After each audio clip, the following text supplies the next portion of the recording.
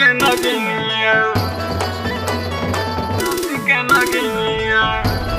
चिथरुआ चिथरुआ। हाँ बाबूजी। कौनो टाइम है तू तो लेके चिथरुआ से कह दिए सानी पानी कई डारे हम जाती खेते। ठीक है बाबूजी।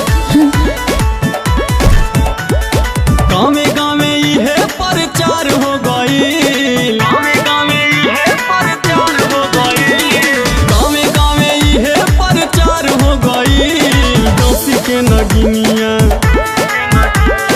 दोषी के नगिनिया फरार हो गई, दोषी के नगिनिया फरार हो गई, दोषी के नगिनिया। ये चिथरुआ लौड़ा कुल मनैयन से हमरे बारे में का बोलत हो। रुकत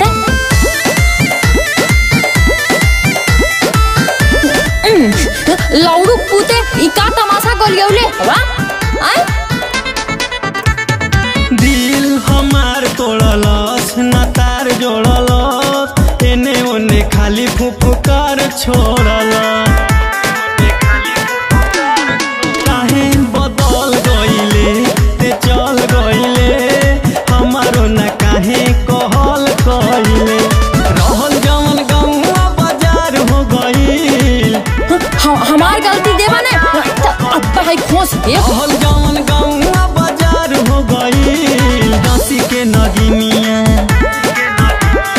दोषी के नगिनिया फरार हो गई, दोषी के नगिनिया फरार हो गई, दोषी के नगिनिया।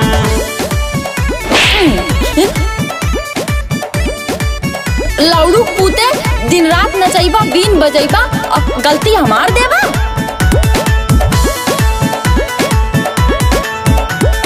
बीन बजाइब न कबो, नचाइब न कबो, माफ कर हमके सताइब न कबो। तोहरा के हम समझावा तानी हो, दिलावा के हाल बतावा तानी हो। आखिर में पनाह वाला चार हो गई, आखिर में पनाह वाला चार हो गई, आखिर में चिथरू वाला चार हो गई। दोषी के नगिनिया, दोषी के नगिनिया फरार हो गई, दोषी के नगिनिया फरार हो गई, दोषी के नगिनिया। करे चिथरुआ मदारी चलता का।